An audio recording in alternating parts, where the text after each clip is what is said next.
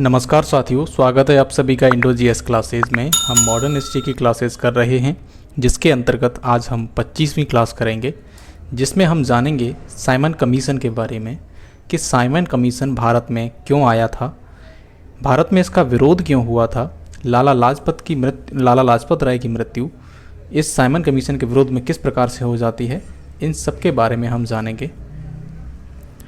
तो देखिए, 1919 के संवैधानिक जब सुधार आए थे तो उनमें एक प्रावधान था कि प्रत्येक 10 वर्ष बाद, जब प्रत्येक 10 वर्ष हो जाएंगे उसके बाद इन संवैधानिक सुधारों की समीक्षा की जाएगी।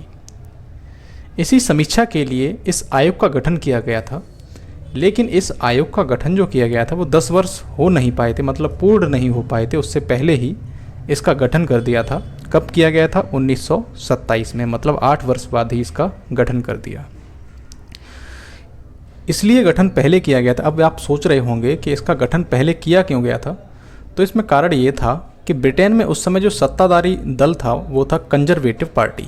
ठीक है, कंजर्वेटिव पार्टी जो थी उसको आभास हुआ कि आगे चुनाव आने वाले हैं, उन चुनावों में हम हार सकते हैं और सत्ता जो है लेबर पार्टी के हाथों में जा सकती है। और कंजर्वेटिव पार्टी के जो लोग थे वो भारत जैसे महत्वपूर्ण उपनिवेश को लेबर पार्टी के भरोसे नहीं छोड़ना चाहते थे। उन्होंने चुनावों से पहले ही साइमन कमीशन का गठन कर दिया, मतलब 1927 में चुनाव होने से पहले ही उन्होंने इस कमीशन का गठन कर दिया। वहीं नवंबर 1927 ईस्वी में सर जॉन साइमन की अध्यक्षता में, किसकी अध्यक्षता में? सर जॉन साइमन की अध्यक्षता में एक आयोग बनाया जाता है, जिसे क्या कहा गया? भारतीय विधिक आयोग। ठीक है, इसका रियल नाम ये था, लेकिन बाद में इसको साइमन कमीशन के नाम से जाना गया था, क्योंकि इसके अध्यक्ष कौन थे? जो सर जॉन साइमन, इसलिए उनके अध्यक्ष के नाम पर इसको साइमन कमीशन के नाम से जाना गया था। इस आयोग को जितने भी सारे सदस्य थे ना, जितने भी सदस्य थे इस आयोग में, वो सभी ब्रिटेन से संबंधित थे। इसमें टोटल सदस्य कितने थे? 7, और ये 7 सदस्य ब्रिटिश थे, इसमें कोई भी भारतीय नहीं था। इसी कारण इसको श्वेत कमीशन या फिर वाइट कमीशन भी कहा जाता है। यह आयोग भारत में आया क्यों था? इसको डिसीजन क्या लेना है? तो इसको डिसीजन ये लेना था कि भारतीयों को अधिक जो संवैधानिक अधिकार प्रदान किए जाने की मांग की जा रही है, भारतीय जो संवैधानिक अधिकार मांग रहे हैं, इसकी जांच करना कि कहाँ तक उचित है उनको संवैधानिक अधिकार देना। साथ ही भारत में जो प्रांतों में सरकारें गठित की गई हैं वो कैसी चल रही हैं, उनमें कार्यकाज कैसा हो रहा है, वहीं संस्थाएं ठीक से कार्य कर रही हैं या नहीं, साथ ही भारत में शिक्षा का विकास कितना हुआ है, इस प्रकार की जांच करना था साइमन कमीशन को। लेकिन साइमन कमीशन का भारत में विरोध किया जाता है। विरोध क्यों किया जाता है? क्योंकि इसमें कोई भी भारतीय सदस्य नहीं था। दरअसल देखिए, जब भारत का मामला है और भारत भी उसमें अपना डिसीजन नहीं ले पा रहा, तो उसको ठीक नहीं था ये साइमन कमीशन, इसलिए इन्होंने विरोध किया, क्योंकि इसमें एक भी भारतीय सदस्य नहीं था। दूसरी चीज़, ये समय से पूर्व ही गठित कर दिया गया था। ये 2-3 कारण थे साइमन कमीशन के विरोध के। इसी क्रम में 3 फरवरी 1928 को साइमन कमीशन के सदस्य जो थे वो मुंबई पहुंचते हैं, और मुंबई पहुंचने पर उन्हें लोगों ने काले झंडे दिखाए, मतलब बहुत तीव्र विरोध प्रदर्शन किया।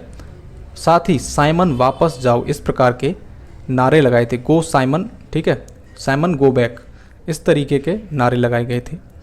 लाहौर में भी विरोध प्रदर्शन हो रहा था, और लाहौर में कौन कर रहे थे? लाला लाजपत राय। जब लाला लाजपत राय विरोध प्रदर्शन कर रहे थे तो उस समय पुलिस ने लाठीचार्ज कर दी, जिसमें वो गंभीर रूप से घायल हो गए, एवं नवंबर 1928 में उनकी मृत्यु हो जाती है। साइमन कमीशन में इस लाठीचार्ज के बाद जब लाला लाजपत राय की मृत्यु हो जाती है, तो इसकी प्रतिक्रिया स्वरूप भगत सिंह, चंद्रशेखर आज़ाद, राजगुरु, इन्होंने एक पुलिस अधिकारी था सैंडर्स। कौन था? सैंडर्स। हमने क्रांतिकारी आंदोलन में इस पॉइंट को पढ़ा था। सैंडर्स को इन्होंने जिम्मेदार माना था लाला लाजपत राय की हत्या के लिए। इन्होंने इसकी गोली मारकर हत्या कर दी। किसने कर दी? चंद्रशेखर आज़ाद, भगत सिंह एवं राजगुरु ने। अपनी मृत्यु से पूर्व लाला लाजपत राय ने कुछ वक्तव्य कहे थे, जो ये हैं। उन्होंने कहा कि मेरे ऊपर जो लाठी से प्रहार किए गए हैं वही एक दिन ब्रिटिश साम्राज्य के ताबूत में आखिरी कील साबित होंगे। ठीक है, क्या कहा था उन्होंने कि मेरे ऊपर जो लाठी से प्रहार किए गए हैं वही एक दिन ब्रिटिश साम्राज्य के ताबूत में आखिरी कील साबित होंगे। लखनऊ में साइमन कमीशन का विरोध हुआ था और लखनऊ में नेतृत्व कौन कर रहे थे? जवाहरलाल नेहरू एवं गोविंद वल्लभ पंत। इन पर भी ब्रिटिश सरकार ने काफ़ी दमनात्मक कार्रवाई की एवं लाठीचार्ज किया गया था। ये आपके लाला लाजपत राय जी हैं। 11 दिसंबर 1927 को इलाहाबाद में एक सर्वदलीय सम्मेलन बुलाया जाता है जिसमें साइमन कमीशन के बहिष्कार का निर्णय लिया गया था। मतलब जितनी भी इंडिया में पार्टीज थीं उस समय, ठीक है, उन सभी का सम्मेलन मतलब सर्वदलीय सम्मेलन बुलाया गया इसी मामले को लेकर। तो इसमें क्या किया गया था? साइमन कमीशन का बहिष्कार।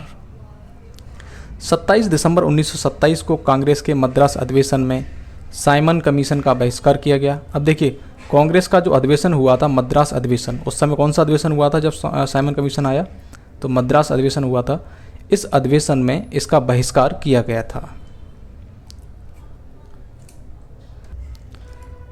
कांग्रेस के अलावा बात करें अन्य प्रमुख राजनीतिक दल जैसे कि Hindu Mahasabha, Indian liberal federation, ठीक है, और किसान मजदूर पार्टी, जिन्ना के नेतृत्व में जो मुस्लिम लीग थी, इन सभी ने साइमन कमीशन का विरोध किया था।